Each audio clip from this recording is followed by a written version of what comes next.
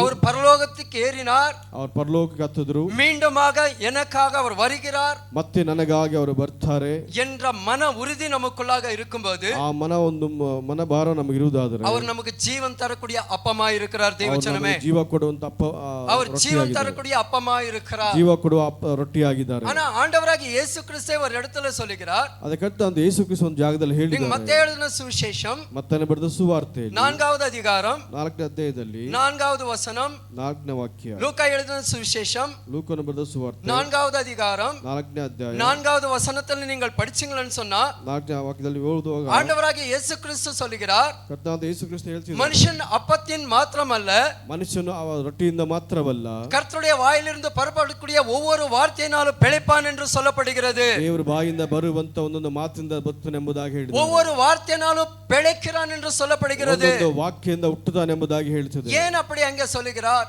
ಯಾಕೆ ಅವರ ಹತ್ರ ಹೇಳಿದ್ರು? என்ன காரணம்? ಏನು ಕಾರಣ? ಸೈತಾನನು ஆண்டவராகிய இயேசு கிறிஸ்துவை ಕರ್ತನಾದ ಯೇಸು ಕ್ರಿಸ್ತುವನ್ನು அங்க சோதிக்கிறான், ಅಲ್ಲಿ ಶೋಧಿಸಿದಾನೆ. என்னಂட்டு ಏನಂತ? ஆண்டவராகிய இயேசு கிறிஸ்து ஞானஸ்நானம் பெற்ற உடனே என்ன செய்றாரு? ದೇವರಾದ ಯೇಸು ಕ್ರಿಸ್ತನು ದೀಕ್ಷಾಸ್ನಾನ ಹೊಂದಿಕೊಂಡ ನಂತರಲೇ ಏನು ಮಾಡ್ತಿದ್ದಾನೆ? அவர் தன்னை தனிமைப்படுத்திக்கொண்டு, ತನ್ನನ್ನು ಏಕಾಂತವಾಗಿ ಮಾಡಿಕೊಂಡು வனாந்தரத்துக்கு போய் ಕಾಡಿಗೆ ಹೋಗಿ 40 நாள் என்ன செய்றாரு? 40 ದಿವಸ ಏನ್ ಮಾಡ್ತಾರೆ? உபவாசம் இருந்து ஜெபம் பண்றாரு, ಉಪವಾಸ ಇದ್ದು ಪ್ರಾರ್ಥನೆ ಮಾಡ್ತಾರೆ. சோ அப்பதான் சாத்தான் அவரை சோதிக்கும்படி, ಆವಾಗಲೇ ಸೈತಾನನು ಶೋಧನೆಗೆ ಬರ್ತಾನೆ.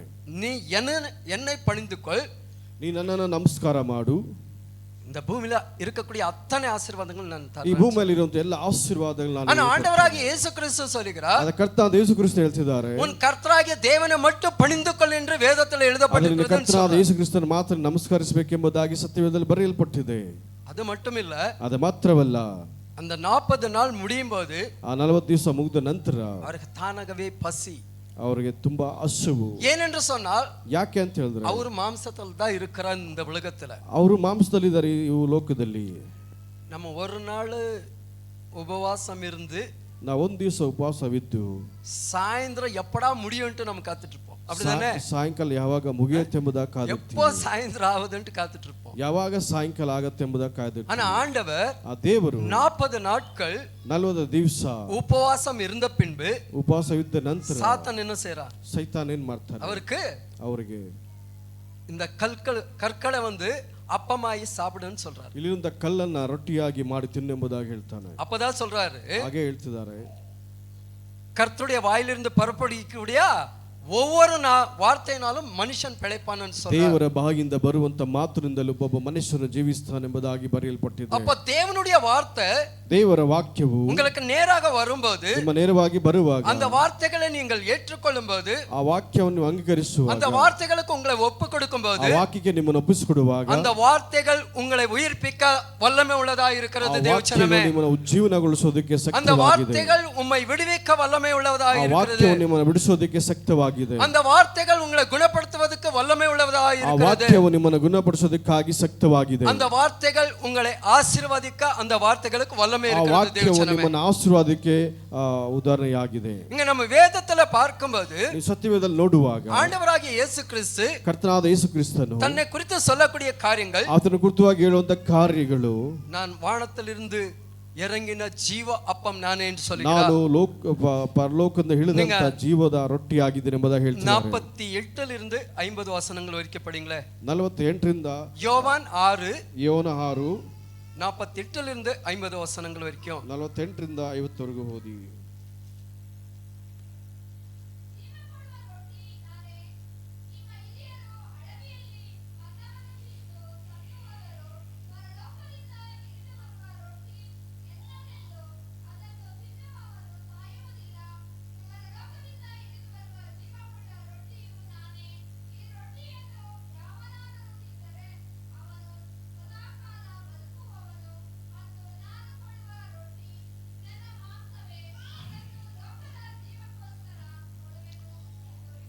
ஆமென்.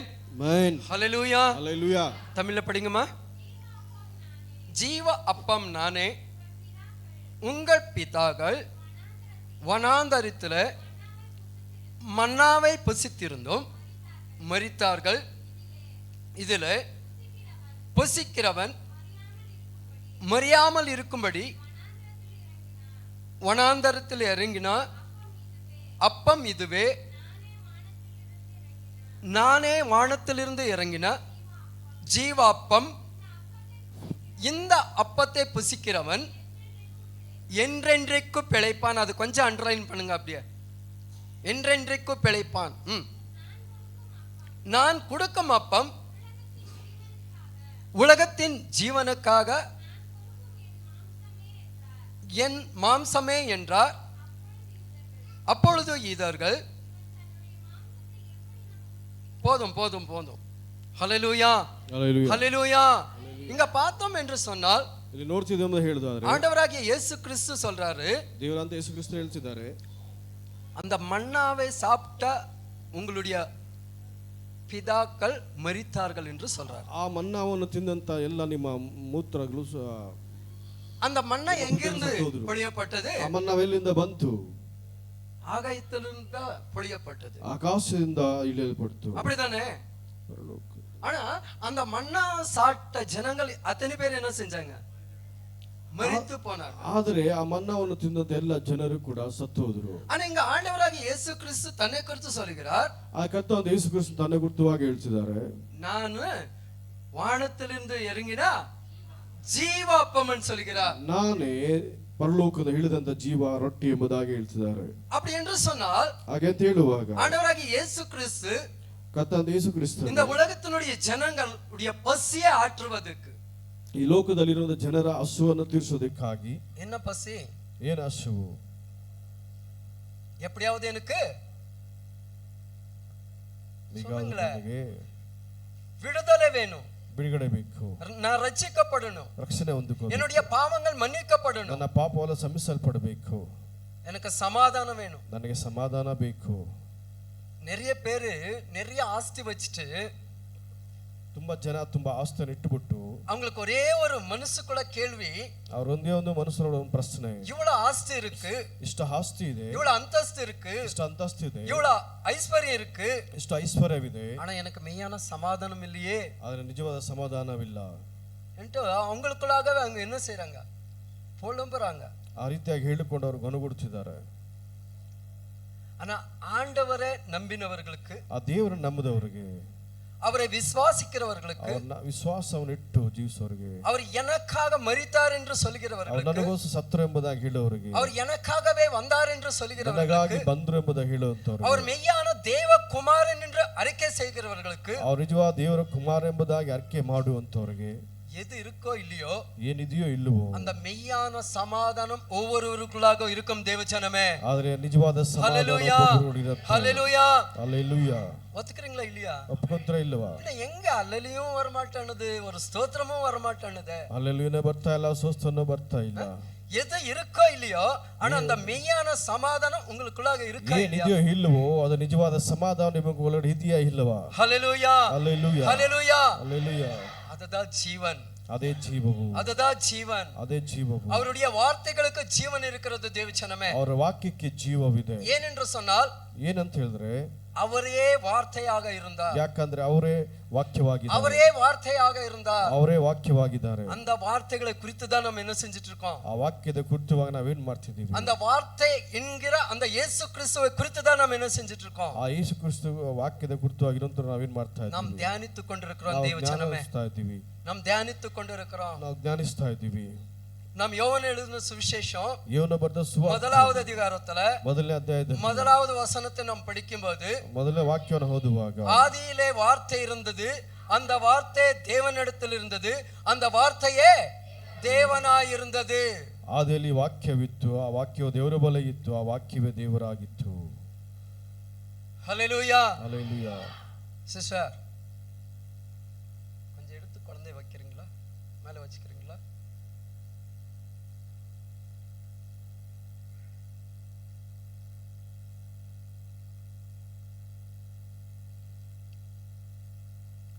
சோ அப்ப அந்த வார்த்தைக்கு ஜீவன் இருந்தது, ಆ ವಾಕ್ಯಕ್ಕೆ ಜೀವವಿದೆ. அந்த வார்த்தை தான் ஆண்டவராகிய இயேசு கிறிஸ்து. ಆ ವಾಕ್ಯವೇ ಕರ್ತನಾದ ಯೇಸು ಕ್ರಿಸ್ತ. அதனால தான் அவர் சொல்றாரு, ಅದಕ್ಕೆ ಅವರು ಹೇಳ್ತಿದ್ದಾರೆ, நான் ஆகாயத்திலிருந்து இறங்கின ஜீவ அப்பம் நானே என்று. ನಾನು ಪರಲೋಕದಿಂದ ಇಳಿದಂತ ಜೀವ ರೊಟ್ಟಿ ನಾನೇ. அப்ப அந்த ஜீவ அப்பம், ಆ ಜೀವ ರೊಟ್ಟಿ எதற்காக இந்த உலகத்துக்கு வந்தது? ಏನಕ್ಕೋಸ್ಕರ ಲೋಕಕ್ಕೆ ಬಂತು? உங்களுடைய என்னுடைய பாவத்தை மன்னிப்பதற்காக, ನಿಮ್ಮ ನನ್ನ ಪಾಪವನ್ನು ಕ್ಷಮಿಸೋದಕ್ಕಾಗಿ, உங்களுக்காக எனக்காக பாடுகளை அனுபவிக்கும்படிக்கு, ನಿಮಗೋಸ್ಕರ ನನಗೋಸ್ಕರ ಪಾಡನ್ನು ಅನುಭವಿಸು, உங்களுக்காக எனக்காக நிந்தனைகளை அனுபவிக்கும்படிக்கு, ನಿಮಗೋಸ್ಕರ ನನಗೋಸ್ಕರ ನಿಂದೆ ಅವಮಾನ ಅನುಭವಿಸೋದಕ್ಕಾಗಿ. கொஞ்சம் யோசிங்களேன். ಸ್ವಲ್ಪ ಯೋಚನೆ ಮಾಡಿ. அவர் படாத அவமானம் ஒன்றும் கிடையாது. ಅವ್ರು ಪಡೆದಿರೋ ಅವಮಾನ ಯಾವುದೂ ಇಲ್ಲ. அப்படிதானே? ಹಾಗೆ ಅಲ್ಲ. நிந்தனையும் எதுவுமே இல்ல. ನಿಂದನೆ ಅಂತದ್ದು ಯಾವುದೂ ಇಲ್ಲ. நமக்காக, உங்களுக்காக, எனக்காக அத்தனையும் அவர் பொறுமையோடு கூட சகித்துக் கொண்டார் என்று வேதத்தில் எழுதப்பட்டிருக்கிறது. தேவச்சனமே, ತಾಳ್ಮೆಯಿಂದ ಎಲ್ಲವನ್ನು ಸಹಿಸಿಕೊಂಡ್ರೆ ಎಂಬುದಾಗಿ ಸತ್ಯವೇದದಲ್ಲಿ ನಾವು ನೋಡ್ತಾ ಇದ್ದೀವಿ. ஒருவேளை இதை எல்லாமே அவர் தனக்குள்ளாக அனுபவித்துக் கொண்டு இல்லவென்று சொன்னால், ಇವೆಲ್ಲವನ್ನು ತನ್ನಲ್ಲಿ ಅನುಭವಿಸಿದುದಾದರೆ, அவர் தன்னை சிலுவை மரணத்துக்கு ஒப்பு கொடுக்கவில்லை என்று சொன்னால், ತಾನೇ ಸಿಲುವೆ ಮರಣಕ್ಕೆ ಒಪ್ಪಿಸಿಕೊಡದೇ ಇರುವುದಾದರೆ, அவருடைய பரிசுத்த ரத்தம் சிந்தப்படவில்லை என்று ಅವರ சொன்னால், ಪರಿಶುದ್ಧ ರಕ್ತದ ಸುರಿಸ್ತಾ ಇರುವುದಾದರೆ, நமக்கு யாருக்குமே ನಮಗೆ ಯಾರಿಗೂ பாவ மன்னிப்பு கிடையாது. ಪಾಪದ ಕ್ಷಮಾಪಣೆ ಇರ್ತಿರ್ಲಿಲ್ಲ. பாவ மன்னிப்பு கிடையாது. ಪಾಪದ ಕ್ಷಮಾಪಣೆ நம்ம வேதத்துல பார்க்கும்போது, ಸತ್ಯವೇದದಲ್ಲಿ ನೋಡುವಾಗ, இயேசு கிறிஸ்துவின் ரத்தமோ, ಯೇಸು ಕ್ರಿಸ್ತನ ರಕ್ತವು சகல பாவங்களை கழுவி நம்மை சுத்திகரிக்கும் என்று ಸಕಲ எழுதப்பட்டிருக்கிறது. ಪಾಪವು ಶುದ್ಧೀಕರಿಸಬಡುತ್ತೆ ಎಂಬುದಾಗಿ ನೋಡ್ತಿದ್ದೀವಿ. அதுதான் அவர் சொல்றாரு.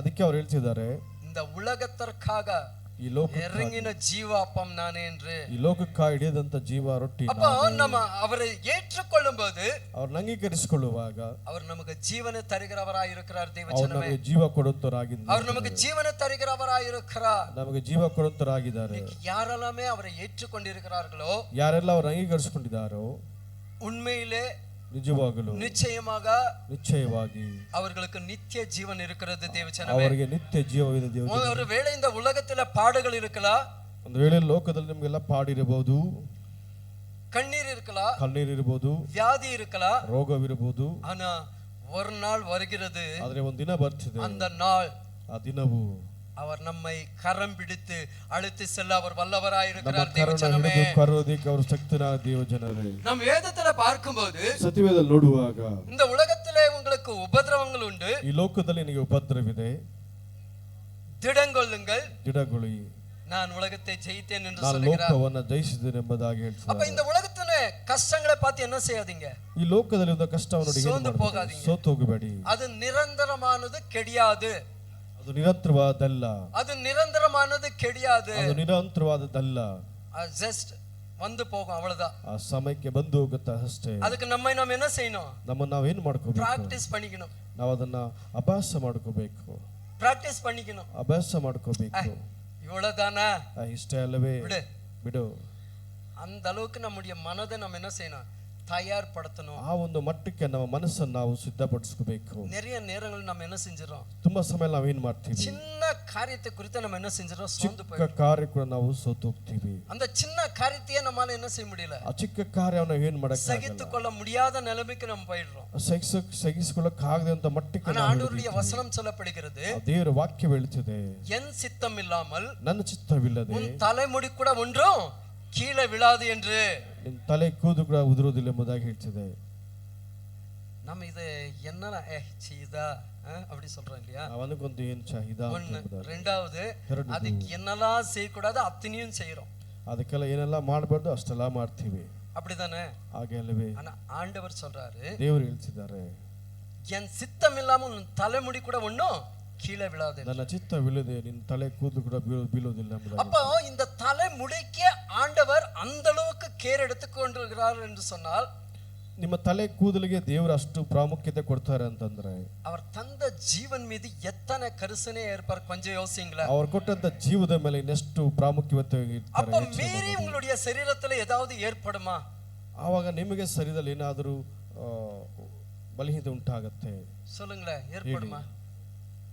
தேவ சித்தம் இல்லாமல், ದೇವರ ಚಿತ್ತತೆ ಇಲ್ಲದೆ எதுவுமே நம்முடைய சரீரத்தை தாக்க முடியாது. தேவச்சனமே, ಯಾವುದು ನಮ್ಮ ಶರೀರ ஒருவேளை அது வந்தாலும் ಒಂದು ವೇಳೆ ಅದು ಬಂದರೂ ಕೂಡ அது வந்த வழியும் நமக்கு தெரியாது, ಬರೋ ಮಾರ್ಗವೂ ಗೊತ್ತಾಗಲ್ಲ, போற வழியும் தெரியாது. ಮಾರ್ಗವೂ ஹல்லேலூயா, ஹல்லேலூயா, ஹல்லேலூயா.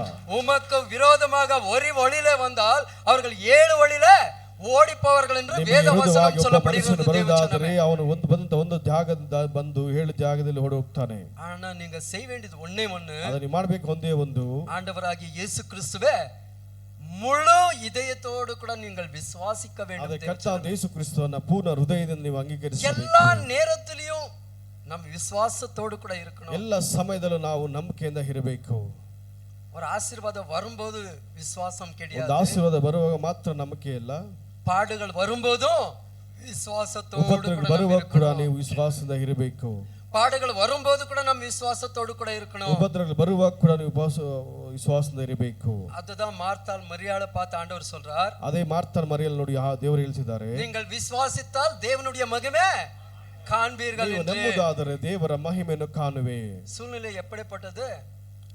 ಆ ಪರಿಸ್ಥಿತಿ ಯಾವ ರೀತಿಯಾದಂಥದ್ದು? எப்படிப்பட்ட சூழ்நிலை அது? ಯಾವ ರೀತಿಯಾದ ಪರಿಸ್ಥಿತಿ? சகோதரன் மரித்து போயிருக்கிறார், ಸಹೋದರ ಸತ್ತು ಹೋಗಿದ್ದಾನೆ, 4 ನಾட்களாயிருக்கிறது, 4 ದಿನಗಳಾಗಿದೆ, அழுந்து புலம்பிக் கொண்டிருக்கிறார்கள். ಎಲ್ಲರೂ ಅಳದು ನಿಲ್ತಿದ್ದಾರೆ. ஏனென்று சொன்னால் அந்த சகோதரன் ஒருத்தனை விட்டா வேற யாருமே அவங்களுக்குன்ட்டு யாருமே இல்ல. ಯಾಕಂದ್ರೆ ಕುಟುಂಬಕ್ಕೆ ಆಧಾರವಾಗಿದ್ದಂತ ಸಹೋದರ ಬಿಟ್ಟರೆ ಬೇರೆ ಯಾರು ಇಲ್ಲ, பெற்றோர்கள் இல்ல, ಎತ್ತವರು ಕೂಡ ಇಲ್ಲ. அதனால தான் அவங்க என்ன செய்யறாங்க, ಅದಕ್ಕೆ ಅವ್ರು ಏನ್ ಮಾಡ್ತಾರೆ, துக்கிக்கிறாங்க, புலம்புறாங்க, ದುಃಖದಿಂದ ಇದ್ದಾರೆ. அத பார்த்து தான் ஆண்டவர் சொல்றாரு, ಅದನ್ನ ನೋಡಿ ದೇವರು ಹೇಳ್ತಿದ್ದಾರೆ, நீங்கள் விசுவாசித்தால் ನೀವು ನಂಬುದಾದರೆ தேவனுடைய மகிமை காண்பீர்கள் என்று. ದೇವರ ಮಹಿಮೆ ಕಾಣುವೆ. ஹல்லேலூயா, ಹಲ್ಲೆಲೂಯಾ, ஹல்லேலூயா. ಹಲ್ಲೆಲೂಯಾ. எதை விசுவாசிக்க வேண்டும் என்று சொல்றாருங்க? ಯಾವುದನ್ನು ನಂಬಬೇಕೆಂಬುದಾಗಿ ಹೇಳ್ತಿದ್ದಾರೆ. அவருடைய வார்த்தையை விசுவாசிக்க வேண்டும் என்று சொல்லுகிறார். ಅವರ ವಾಕ್ಯವನ್ನು ನಂಬಬೇಕೆಂಬುದಾಗಿ ಹೇಳ್ತಿದ್ದಾರೆ. அவரை விசுவாசிக்க வேண்டும் என்று சொல்லுகிறார். ಅವರ ನಂಬಬೇಕೆಂಬುದಾಗಿ ಹೇಳ್ತಿದ್ದಾರೆ. அவரை விசுவாசிக்கும் போது அவர் ನಂಬುವಾಗ எல்லாமே நேர்த்தியாக செய்து முடிக்க அவர் வல்லவர். தேவச்சனமே, ಎಲ್ಲ ಸರಿಯಾದ ಸಮಯಕ್ಕೆ ಮಾಡಿ ಮುಗಿಸೋದು. அவரை விசுவாசிக்கும் போது நம்முடைய வாழ்க்கையில எல்லாவற்றையும் அந்த நேரத்துக்கு நேர்த்தியாக செய்து முடிக்க அவர் வல்லவர். ನಾವು ನಂಬುದಾದ್ರೆ ಆ ಸಮಯಕ್ಕೆ ಎಲ್ಲವನ್ನೂ ಆ ಸಮಯಕ್ಕೆ ತಕ್ಕಂತೆ ಮಾಡಿ ಮುಗಿಸೋ ಶಕ್ತಿ. அதுல எந்த மாற்றமும் கிடையாது. ಅದರಲ್ಲಿ ಯಾವ ಒಂದು ಬದಲಾವಣೆ ಇಲ್ಲ. அவர் நம்முடைய வாழ்க்கையில அவர் ನಮ್ಮ ಜೀವನದಲ್ಲಿ ಏರ್ಪಡಿಸಿರುವಂತ அந்த நாளுக்கு முன்பதாக, ಆ ದಿನದ ಮುಂಚೆನೆ, அந்த ஒரு நொடி பொழுதுக்கு முன்பதாகவும், ಆ ಒಂದು ಕ್ಷಣಕ್ಕೆ ಮುಂಚೆನೆ நம்முடைய வாழ்க்கையில ನಮ್ಮ ಜೀವನದಲ್ಲಿ நம்ம தலை கீழ நின்னாலும் நடக்காது. ತಲೆ ಕೆಳಗೆ ಇಟ್ಟುಕೊಂಡು ನಡೆಯೋದಿಲ್ಲ. ஒத்துக்கிறீங்களா? ಒಪ್ಪಿಕೊಂತೀರಾ?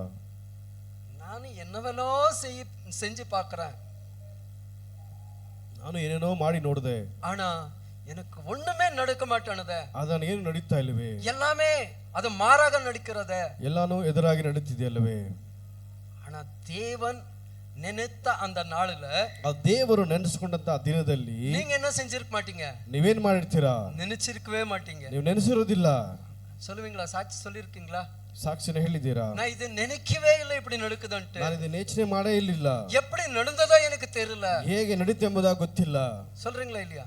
ಹೇಳ್ತೀರಾ ಇಲ್ವಾ? அதுதான் ஆண்டவர் ஏற்படுத்தின அந்த நாள், ಅದೇ ದೇವರು ನೇಮಿಸಿದ ದಿನವು, அந்த நிமிடம், ಆ ನಿಮಿಷವು, அந்த நொடி பொழுது, ಆ ಒಂದು ಕ್ಷಣವು நமக்கு யாருக்குமே ನಮಗೆ ಯಾರಿಗೂ தெரியாது, ಗೊತ್ತಿರಲಿಲ್ಲ.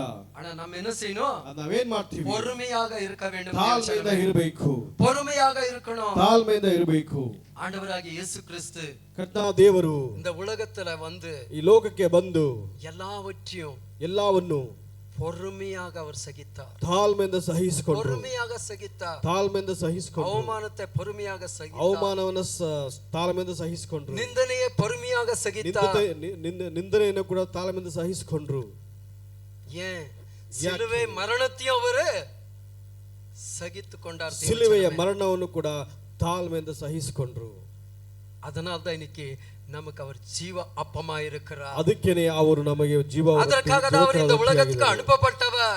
ಅದಕ್ಕೆ ಲೋಕಕ್ಕೆ ಕಳಿಸಲ್ಪಟ್ಟವರು. அவரை விசுவாசித்த அத்தனை ஜனங்களும் மீட்படைய வேண்டும் என்று பிதாவாகிய தேவனுடைய திட்டமாயிருந்தது. ಅವರು ನಂಬುವಂತ ಎಲ್ಲ ಜನರು ರಕ್ಷಣೆ ಹೊಂದಬೇಕೆಂಬುದಾಗಿ ತಂದೆಯ ದೇವರ ಚಿತ್ತವಾಗಿದೆ. திட்டத்தை நிறைவேற்றும்படிக்குதான் ஆண்டவராகிய இயேசು கிறிஸ்து கடந்து வந்தார். ಉದ್ದೇಶವನ್ನು ನೆರವೇರಿಸೋದಕ್ಕಾಗಿ ಕರ್ತನಾದ ಯೇಸು ಕ್ರಿಸ್ತ ಲೋಕ ಹಿಡಿದು ಬಂದರು. அதனால்தான் எல்லாவற்றையும் பொறுமையாக அவர் சகித்துக் கொண்டார். ಎಲ್ಲವನ್ನು ತಾಳ್ಮೆಯಿಂದ ಸಹಿಸಿಕೊಂಡ್ರು. நீங்க 53 இருந்து 58 வசனங்கள் வரைக்கும் படிங்களா? 58 ಓದಿ ಅದೇ ಅಧ್ಯಾಯದಲ್ಲಿ.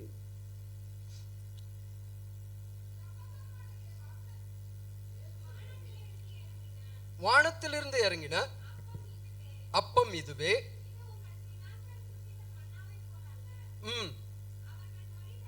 அவர்கள் மரித்தார்களே, இந்த அப்பத்தை புசிக்கிறவனும் என்றென்றைக்கு பிழைப்பான். 53 58 வரைக்கும் படிங்கம்மா. ನಿಮಗೆ ನಿಜ ನಿಜವಾಗಿ ಹೇಳುತ್ತೇನೆ, ನೀವು ಮನುಷ್ಯ ಕುಮಾರನ ಮಾಂಸವನ್ನು ತಿನ್ನದೆ ಅವನ ರಕ್ತವನ್ನು ಕುಡಿಯದೆ ಹೋದರೆ ನಿಮ್ಮೊಳಗೆ ಜೀವವಿಲ್ಲ. ಒಂದ್ಸರಿ ಅದನ್ನು ಅಂಡರ್ಲೈನ್ ಮಾಡಿಯಮ್ಮ. அவருடைய மாம்சத்தை புசித்து அவருடைய ரத்தத்தை நீங்கள் பான பண்ணவில்லை என்று சொன்னால் உங்களுக்குள்ளாக ಜೀವನ್ இல்லை. ಅವ್ರ ಮಾಂಸವನ್ನು ತಿಂದು ರಕ್ತದಲ್ಲಿ ಪಾಲಗರಾಗಿಲ್ಲ ಅಂತಂದ್ರೆ ನಿಮಗೆ ಜೀವವಿಲ್ಲ. எப்ப இதை நம்ம செய்ய முடியும்? ಯಾವಾಗ ಇದನ್ನ ಮಾಡಕ್ಕಾಗತ್ತೆ? எப்ப இதை அவருடைய மாம்சத்தை புசித்து அவருடைய ரத்தத்தை பானம் பண்ணுவதற்கு நமக்கு என்ன தகுதி வேணும்? ಯೋಗ್ಯತೆ ಬೇಕು. சொல்லுங்களேன், ಹೇಳ್ತೀರಾ? என்ன தகுதி வேணும்? ಯಾವ ರೀತಿಯ ಯೋಗ್ಯತೆ ಬೇಕು? ஒருவன் புதியதாக பிறக்காவிட்டால் அவன் தேவனுடைய ராஜ்யத்தை காண மாட்டான் என்று வேதத்தில் எழுதப்பட்டிருக்கிறது. ಎಂಬುದಾಗಿ ಸತ್ಯವೇದದಲ್ಲಿ ಬರೆಯಲ್ಪಟ್ಟಿದೆ. அப்படி என்று சொன்னால் என்ன? ಹಾಗೆ ಅಂತ ಹೇಳಿದ್ರೆ ಏನು? எப்படி புதிதாக பிறக்கணும்னு சொன்னா எப்படி? ಹೀಗೆ ஞானஸ்தானம் எடுக்கணும். புரியுதா? ஒருவர் ஞானஸ்தானம் எடுத்தா மட்டும்தான் ಒಬ್ಬರು ದೀಕ್ಷಾಸ್ನಾನ ತಗೊಂಡ್ರೆ ಮಾತ್ರನೇ ಅವರಿಗೆ அவருடைய மாம்சத்தை ಅವರ ಮಾಂಸವನ್ನು புசிப்பதற்கு அவருடைய ரத்தத்தை பானம் பண்ணுவதற்கு ರಕ್ತವನ್ನು ಪಾನ ಮಾಡೋದಕ್ಕಾಗಿ ஒரு தகுதி, ಒಂದು ಐಕ್ಯತೆ ಉಂಟು, ಅಧಿಕಾರ ಬರುತ್ತೆ. அப்படிதானே? ಅದಲ್ಲವೇ? ಇನ್ನೂ ஒரு சிலர் என்ன செய்றாங்க தெரியுங்களா? ಇನ್ನು ಕೆಲವರು ಏನು ಮಾಡ್ತಾರೆ ಗೊತ್ತಾ? எல்லாமே ஓகே, ಎಲ್ಲ ಸರಿ, ஆனா கர்த்தருடைய பந்தியை என்ன செய்றாங்க? ಆದ್ರೆ ಕರ್ತನ ಮೇಜನ್ನು ಏನು ಮಾಡ್ತಾರೆ? ಅಸಡ್ಡೆ செய்றாங்க. ಆದ್ರೆ ಅದನ್ನ ಅದಲ್ಲ ಸಲ್ಟವಾಗಿರ್ತಾರೆ. என்ன செய்யறதில்ல, கலந்துಕೊಳ್ಳುವುದಿಲ್ಲ. ಅದರಲ್ಲಿ ಬಂದು ಪಾಲುಗಾರರಾಗಲ್ಲ. என்ன ಅಂಟು எனக்கும் புரியல. ಏಕೆ ಅಂತ ನನಗೂ ಗೊತ್ತಿಲ್ಲ. ஒரு மாசம் ಓಕೆ, ಏನೋ ಒಂದು ತಿಂಗಳಾದ್ರೆ ಹೋಗಿ ಸರಿ, ಪರವಾಗಿಲ್ಲ. ஏதோ மனசு சரி இல்ல, இல்ல குடும்பத்துல ஏதாவது சின்ன சின்ன விஷயங்களுக்கு சலசலப்புல இங்க வந்திருக்கலாம். ಏನೋ ಕುಟುಂಬದಲ್ಲಿ ಒಂದು ಚಿಕ್ಕ ಸಮಸ್ಯೆಯಿಂದ ಬಂದಿರಬಹುದು. அதனால ஒருவேளை எடுக்கவில்லைன்னு நினைக்கலாம். ಅದರ ಮೇಲೆ ಒಂದು ಸತಿ ಎತ್ತಿಲ್ಲ ಅಂತ ತಿಳ್ಕೊಳ್ಳಿ. ஆனா தொடர்ந்து அவர்களை பாத்தீங்கன்னு சொன்னா, ಅದು ಕಂಟಿನ್ಯೂ ಆಗಿ ನೋಡುವಾಗ அந்த கர்த்தருடைய பந்தியில ಕರ್ತನ ಮೇಜಲ್ಲಿ பங்கு பெறுவதில்லை, அவர் பாலகராகுವುದಿಲ್ಲ. ஆனா இங்க வசனம் சொல்லப்படுகிறது, ಅದರ ವಾಕ್ಯ ಹೇಳುತ್ತದೆ, அப்படி ஆண்டவராகிய இயேசு கிறிஸ்துனுடைய அந்த மாம்சத்தை புசியாமல், அது கர்த்தராದ ಯೇಸು ಕ್ರಿಸ್ತನ ಮಾಂಸವನ್ನು ತಿನ್ನದೆ அவருடைய ரத்தத்தில் பானம் பண்ணவில்லை என்று சொன்னால், ಅವರ ರಕ್ತವನ್ನು ನೀವು ಪಾನ ಮಾಡಿಲ್ಲ ಅಂತಂದ್ರೆ அவருக்குள்ளாக என்ன இல்லையா? ಅವರೊಳಗೆ ಏನಿಲ್ಲ? ஜீவன் இல்லை என்று எழுதப்பட்டிருக்கிறது ಎಂಬುದಾಗಿ ಬರೆಯಲ್ಪಟ್ಟಿದೆ. அதான் ஆண்டவர் சொல்றார், நானே ஜீவன் தரும் அப்பம், ನಾನೇ ಜೀವ ಕೊಡುವ, நானே ஜீவன் தரும் அப்பம் என்று சொல்கிறார். ನಾನೇ ಜೀವ ಕೊಡುವ ರೊಟ್ಟಿ ಎಂಬುದಾಗಿ ಹೇಳಿದ್ದೇನೆ. தொடர்ந்து படிங்க ಮಾದ. ಅದನ್ನ ನನ್ನ ಮಾಂಸವನ್ನು ತಿಂದು ನನ್ನ ರಕ್ತವನ್ನು ಕುಡಿಯುವವನು ನಿತ್ಯ ಜೀವವನ್ನು ಹೊಂದುತ್ತಾನೆ ಮತ್ತು ನಾನು ಅವನನ್ನು ಕಡೆ ದಿನಗಳಲ್ಲಿ ಎಬ್ಬರಿಸುವೆನು. ಯಾಕೆಂದರೆ ನನ್ನ ಮಾಂಸವೇ ನಿಜವಾದ ಆಹಾರ, ನನ್ನ ರಕ್ತವೇ ನಿಜವಾದ ಪಾನ. ನನ್ನ ಮಾಂಸವನ್ನು ತಿಂದು ನನ್ನ ರಕ್ತವನ್ನು ಕುಡಿಯುವವನು ನನ್ನಲ್ಲಿದ್ದಾನೆ, ನಾನು ಅವನಲ್ಲಿ ಇರುತ್ತೇನೆ. ನನ್ನ ಜೀವ ಸ್ವರೂಪನಾದ ತಂದೆಯು ನನ್ನನ್ನು ಕಳಿಸಿಕೊಟ್ಟವನಾಗಿ ನಾನು ತಂದೆಯಿಂದ ಜೀವಿಸುತ್ತೇನೆ.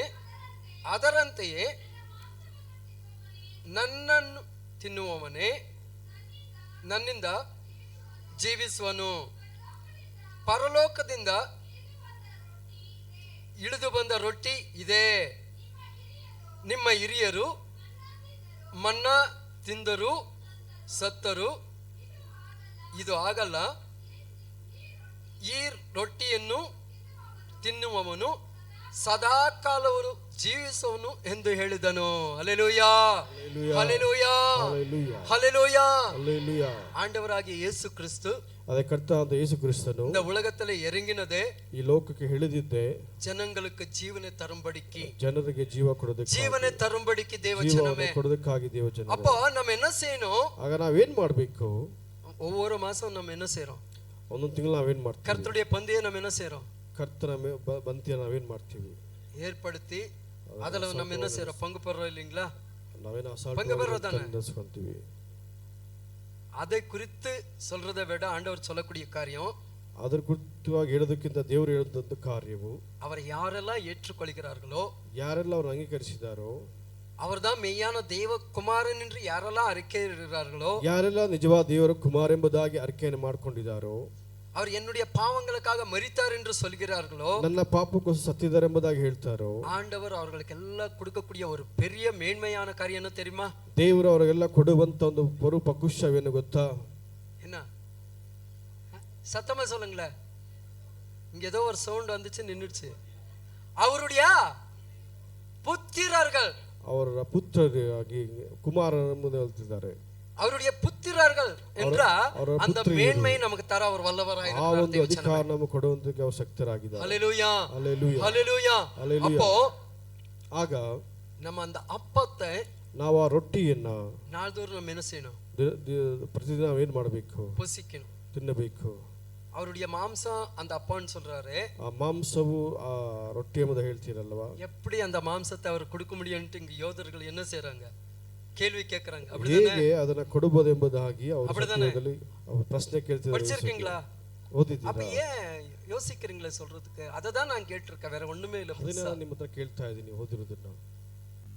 அப்ப அந்த ஜீவ அப்பமே அவருடைய வார்த்தையா இருக்கிறது தேவஜனமே. ಆ ಜೀವಕ ರೊಟ್ಟಿ ಅದು ಅವರ ಮಾತಾಗಿದೆ. அப்ப அந்த வார்த்தையை நாம் நாள்தோறும் என்ன செய்யணும்? ಆ ವಾಕ್ಯವನ್ನು ದಿನ ಪ್ರತಿದಿನ ಏನು ಮಾಡಬೇಕು? புசிக்கணும், ತಿನ್ನಬೇಕು. அப்படிதானே? ಹಾಗೆ ಅಲ್ವೇ? எத்தனை பேருக்கு அந்த பழக்கம் இருக்கு? ಎಷ್ಟು ಜನಕ್ಕೆ ಆ ಅಭ್ಯಾಸ ಇದೆ? அவ்வளவுதானா? அப்படின்னு சொன்னா என்ன? அவருடைய வார்த்தையை நாம் நாள்தோறும் படிக்கணும். ಹಾಗೆ ಅಂತ ಹೇಳುವಾಗ ಅವರ ವಾಕ್ಯವು ಪ್ರತಿದಿನವೂ ನಾವು ಅಂಗೀಕರಿಸಬೇಕು, ಓದ್ತಿರಬೇಕು. நாள்தோறும் நாம் படிக்கணும், ದಿನವೂ ನಾವು ಓದ್ತಾ ಇರಬೇಕು, அதை தியானிக்கணும், அதை ಜ್ಞಾನಿಸಬೇಕು. அப்ப அந்த வார்த்தைகள் நமக்கு போதிக்கும். ಆ ವಾಕ್ಯಗಳು ನಮಗೆ ಬೋಧನೆ ಮಾಡ್ತವೆ. நம்ம என்னென்ன காரியங்கள் எல்லாம் ஆண்டவருக்கு பிரியமா இருக்கிறோமோ, ಯಾವ ಕಾರ್ಯದಲ್ಲೆಲ್ಲ ನಾವು ದೇವರಿಗೆ ಪ್ರಿಯವಾಗಿದ್ದೀವೋ அந்த காரியங்களை விட்டு நம்மை விளங்கும்படிக்கு, அந்த காரியங்களை விட்டு விளங்கும்படிக்கு, ನಾವು ಪ್ರಿಯವಿಲ್ಲದೆ ಅಂತ ಕಾರ್ಯಗಳನ್ನ ಬಿಟ್ಟು ಬಿಡೋದಕ್ಕಾಗಿ, ஆண்டவருக்கு ஏற்றபடி நடக்கும்படிக்கு, ದೇವರಿಗೆ ಹೋಲಿಕೆ ಪ್ರಕಾರ ನಡೆಯುವಂತೆ அந்த வார்த்தைகள் நம்மோடு கூட இடைப்படும் தேவஜனமே. ಆ ವಾಕ್ಯ ನಮ್ಮೊಂದಿಗೆ ಸಂಭಾಷಣೆ ಮಾಡುತ್ತೆ, அந்த வார்த்தைகள் நம்மோடு கூட பேசும், ಆ ವಾಕ್ಯಗಳು ನಮ್ಮೊಂದಿಗೆ ಮಾತಾಡ್ತವೆ. அப்ப நம்ம நாள்தோறும் நம்ம என்ன செய்யணும்?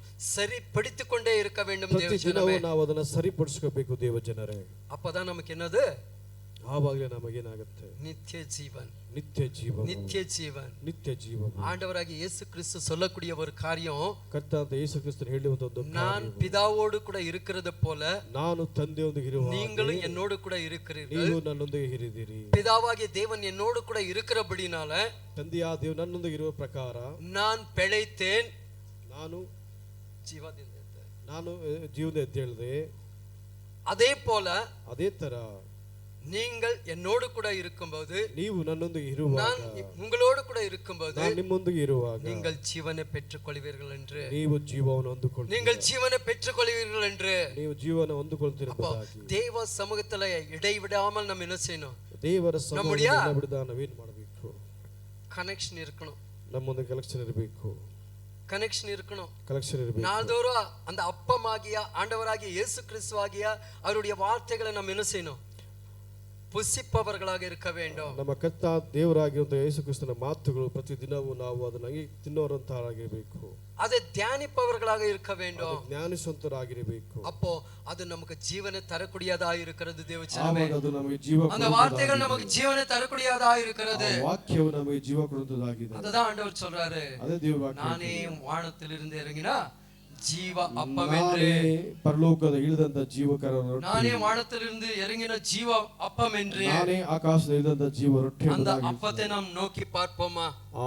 ಆ ರೊಟ್ಟಿಯನ್ನು ನಾವು ದೃಷ್ಟಿ ಇಟ್ಟು ನೋಡೋಣ. அந்த ஜீவ அப்பத்தை நாம் நோக்கி பார்ப்போமா? ಆ ಜೀವಕರ ರೊಟ್ಟಿಯನ್ನು ನಾವು ದೃಷ್ಟಿ ಇಟ್ಟು ನೋಡೋಣ. ನಾವು ಯಾವரும் எழுந்து நிற்போம். ಎಲ್ಲರೂ ಎದ್ದು ನಿಂತುಕೊಳ್ಳೋಣ. ஒரு விஷயம் நம்ம ஆராய்வோம். ಒಂದು ನಿಮಿಷ ನಮ್ಮನ್ನು ನಾವೇ ಪರಿಶೋಧಿಸಿಕೊಳ್ಳೋಣ. அந்த ஜீவ அப்பத்துக்கு ಆ ಜೀವಕರ ರೊಟ್ಟಿಗೆ எவ்வளவு மதிப்பு தரோம்? ನಾವು ಎಷ್ಟು ಪ್ರಾಮುಖ್ಯತೆ ಕೊಡ್ತಾ ಇದ್ದೀವಿ? எவ்வளவு மதிப்பு தரோம்? ಎಷ್ಟು ಪ್ರಾಮುಖ್ಯತೆ ಕೊಂಚ ನಮ್ಮ ಆರಾಯ್வோமா? ಸ್ವಲ್ಪ ನಮ್ಮ ನಾವೇ ಅದನ್ನ ಪ್ರಶ್ನೆ ಹಾಕೋಣವೇ? நம்ம ஆராய்வோமா? ನಮಗೆ ನಾವೇ ಪರಿಶೋಧಿಸಿಕೊಳ್ಳೋಣವೇ? ஆண்டவர் உங்களுக்காக எனக்காக இறங்கினவர். ದೇವರು ನಿಮಗೋಸ್ಕರ ನನಗೋಸ್ಕರ ಇಳಿದವರು. அவர் ஜீவ அப்பமா இருக்கிறார். ಅವರು ಜೀವಕರ ರೊಟ್ಟಿಯಾಗಿದ್ದಾರೆ. அவர் ஜீவன் தரக்கூடிய அப்பமா இருக்கிறார். ಜೀವವನ್ನು ಕೊಡುವ ರೊಟ್ಟಿಯಾಗಿದ್ದಾರೆ. வேதத்துல நாம் பார்க்கும்போது, ಸತ್ಯವೇದ ನೋಡುವಾಗ, வானம் பூமியும் ஒளிந்து போகும், ಭೂಮಿ ಆಕಾಶವು ಹೊಳೆದು ಹೋಗುವುದು, என்னுடைய வார்த்தைகளோ ஒருபோதும் ஒளிவதில்லை என்று. ನನ್ನ ವಾಕ್ಯಗಳು ಒಂದು ವೇಳೆನೂ ಅಳಿದು ಹೋಗುವುದಿಲ್ಲ. அப்ப ஆண்டவருடைய வார்த்தை, ದೇವರ ವಾಕ್ಯವು அது ஜீவனுள்ளது, ಜೀವವುಳ್ಳದ್ದು, அது ஒளிந்து போகக்கூடியது அல்ல, ಅದು ಮರೆಯಾಗೋದಲ್ಲ. சொன்னதை சொன்னபடி நிறைவேற்றக்கூடியது அவருடைய வார்த்தைகளாயிருக்கிறது. தேவஜனமே, ಹೇಳಿದಾಗೆ ನೆರವೇರಿಸುತ್ತದೆ ದೇವರ ವಾಕ್ಯವಾಗಿ. கண்களை மூடி ಕಣ್ಣುಗಳನ್ನು ಮುಚ್ಚಿ இந்த வார்த்தைகளுக்காக, ಈ ವಾಕ್ಯಗಳಿಗಾಗಿ ஆண்டவரை நாம் துதிப்போமா? ದೇವರನ್ನು ನಾವು ಸ್ತುತಿಸೋಣ. ஒருவேளை நம்ம அசட்டையா இருக்கலாம், ನಾವು ಅಸಡ್ಡೆಯಾಗಿರುವುದಾದರೆ, ನಿರ್ವಿಚಾರத்தோடு கூட இருக்கலாம், ನಿರಾಸೆದಿರುವುದಾದರೆ, ஆண்டவர் ஒரு தருணத்தை கூட நாம் மீண்டுமாக ஏற்படுத்தி இருக்கிறார். தேவஜனமே, ನಮಗೆ ಯಾವುದೇ ರೀತಿಯಾದಂತ ಒಂದು மறுபடியாக நமக்கு ஒரு தருணத்தை ஏற்படுத்தி இருக்கிறார். ಮತ್ತೆ ನಮಗೊಂದು ತರುಣತೆ ಸಮೂಹ ನಮಗೆ ಏರ್ಪಡಿಸಿದ್ದಾರೆ. நம்மை சீர்படுத்திக் கொள்ளும்படிக்கு, ನಮ್ಮನ್ನು ಸರಿಪಡಿಸಿಕೊಳ್ಳೋದಕ್ಕಾಗಿ, நம்மை சரிப்படுத்திக் கொள்ளும்படிக்கு ನಮ್ಮನ್ನು ನಾವು ಸರಿಪಡಿಸಿಕೊಳ್ಳೋದಕ್ಕಾಗಿ ஆண்டவர் நமக்கு ஒரு நேரத்தை ஏற்படுத்தி இருக்கிறார். ದೇವರೊಂದು ಸಮಯವನ್ನು ನಮಗೆ ಒದಗಿಸಿದ್ದಾರೆ. ஒருவேளை நிறைய நேரங்களில் நாம் அவரை விட்டு போயிருக்கலாம், ಅದು ತುಂಬಾ ಸಮಯ ನಾವು ಅವರನ್ನು ಬಿಟ್ಟು ಹೋಗಿರಬಹುದು, அவரை மறந்து இருக்கலாம், ಅವರನ್ನು ಮರ್ತಿರಬಹುದು, அசட்டை பண்ணி இருக்கலாம். ಅವರನ್ನು ಅಸಲ್ಟಿಯಾಗಿ ನೆಲೆಸಿರಬಹುದು. எதுவா இருந்தாலும் சரி, ಯಾವ್ದು ಏನೇ ಆಗಿದ್ರು ಸರಿ, ஆண்டவர் மீண்டுமாக ஒரு தருணத்தை தருகிறார். தேவஜனமே, ದೇವರು ಮತ್ತೆ ನಮಗೆ ಒಂದು ಅವಕಾಶವನ್ನು ಕೊಡ್ತಿದ್ದಾರೆ. நம்மை புதுப்பித்துக் கொள்ளும்படிக்கு, ನಮ್ಮ ನಾವು ನೂತನಗೊಳಿಸೋದಕ್ಕಾಗಿ, புதுப்பித்துக் கொள்ளும்படிக்கு, ನೂತನಗೊಳಿಸಿಕೊಳ್ಳೋದಕ್ಕಾಗಿ, அவரோடு கூட இணையும்படிக்கு, ಅವರೊಂದಿಗೆ ಸೇರೋದಕ್ಕಾಗಿ, அவருடைய வார்த்தைகளை கொண்டு, ಅವರ ಮಾತುಗಳಿಂದ, அவருடைய வார்த்தைகளை கொண்டு ಅವರ ಮಾತುಗಳಿಂದ நம்மை எச்சரித்துக் கொண்டிருக்கிறார். தேவஜனமே, ದೇವಜನ, இந்த வார்த்தைகளுக்காக நம் வாய்களை திறந்து ஆண்டவருக்கு நன்றி சொல்லுவோமா? ಈ ಮಾತುಗಳಿಗಾಗಿ ನಾ ಬಾಯಿನ ತೆಗೆದು நாம் ದೇವರಿಗೆ துதிப்போமா? ಕೃತಜ್ಞತೆ ಸಲ್ಲಿಸೋಣ. ದೇವರ